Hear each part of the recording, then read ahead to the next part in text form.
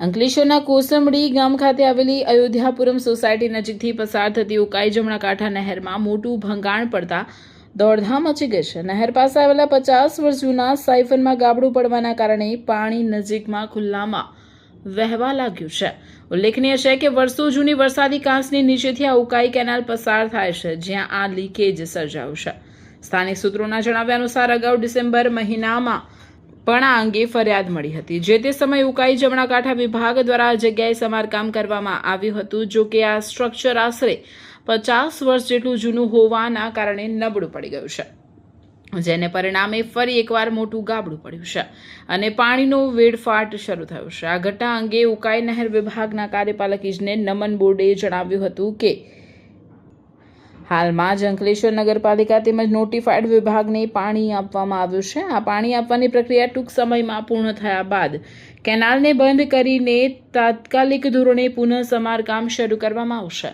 વિભાગ દ્વારા આ બાબતે જરૂરી સ્થળ તપાસ પણ કરી લેવામાં આવ્યું છે। સ્થાનિક રહી સંજયભાઈએ મીડિયાને જણાવ્યું હતું કે મારી જમીનને બિલકુલ નજીક જ આ કેનાલમાં ગાબડું પડ્યું છે। કેનાલમાંથી લીક થયેલું પાણી અમારી જમીન પાસેથી પસાર થતી વરસાદી કાંસમાં જઈ રહ્યું છે। જમીનને નુકસાન ન થાય તે માટે હાલ હું સ્વખર્ચે પાઇપલાઇન નાખીને પાણીનો માર્ગ ડાયવર્ટ કરી રહ્યો છું। આ અંગે મેં ઉકાઈ નહેર વિભાગને ફરીથી જાણ કરી છે।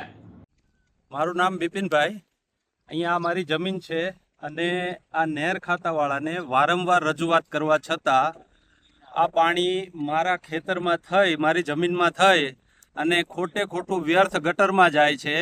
નહેર ખાતાને વારંવાર રજૂઆત કરવા છતાં એનો કોઈ પણ જાતનો નિકાલ થયો નથી। એટલે મારે મારા સ્વખર્ચે લાઈન નાખી અને પાણીનો નિકાલ કર્યો છે, પણ વ્યર્થ છે। એ પાણી એકદમ ગટરમાં જાય છે, હાવ એટલે હાવ। લોકો અત્યારે પાણી વગરના રહે છે અને આ પાણીનો સાવ એટલે સાવ બગાડ થાય છે। કેટલા વખતે આ સમસ્યા છે પાણીનો નિકાલ? ઘણા સમયથી, બહુ એટલે બહુ સમયથી। અંદાજે કેટલા દિવસો કે મહિના?